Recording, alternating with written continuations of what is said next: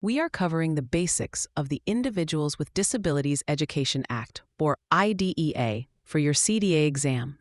Understanding IDEA is crucial because it directly relates to CDA Competency Standard 2, which is to advance children's physical and intellectual competence, and Competency Standard 4, which involves building productive relationships with families.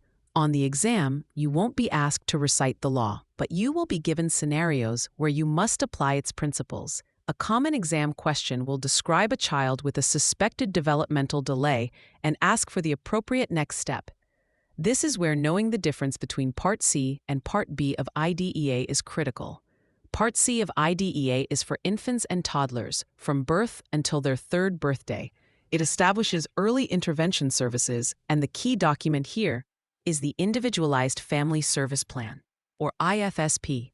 Notice the word family in its name. Exam questions about children under 3 will focus on a family-centered approach. The correct answer will involve partnering with the family to connect them with services and developing goals that support the entire family unit. The biggest exam trap is confusing the IFSP with an IEP. When a child turns 3, they transition from Part C to Part B of IDEA, which covers children from ages 3 to 21. Under Part B, the focus shifts to an Individualized Education Program, or IEP. The IEP is child-focused and outlines the special education services, supports, and goals needed for the child to access the curriculum and make educational progress.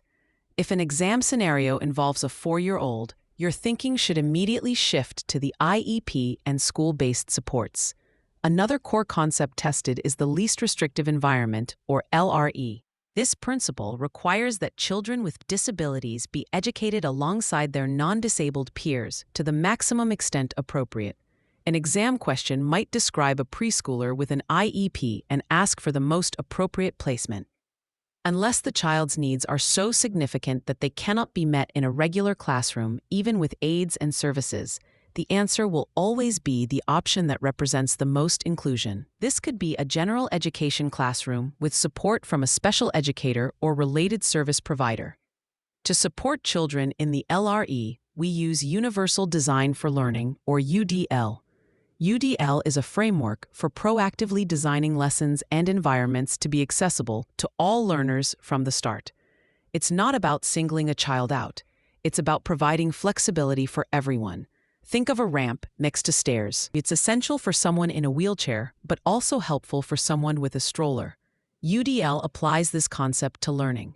On the exam, a scenario might ask how you would adapt a storytime activity. An answer reflecting UDL principles would include options like providing board books with different textures, using puppets to tell the story, and allowing children to draw or act out what they heard. This provides multiple means of representation, expression, and engagement. A common confusion point is viewing accommodations as lowering standards. UDL is about maintaining high expectations while providing different avenues to reach them. The family is always a critical partner in the entire process. Exam questions will emphasize collaboration. The correct response in a scenario involving a child with a disability will almost always involve communicating with and respecting the family's input. To remember the core of UDL, think of the phrase, "Provide more, expect more." This reminds you to provide multiple ways for children to learn and show what they know, which allows you to maintain high expectations for every child.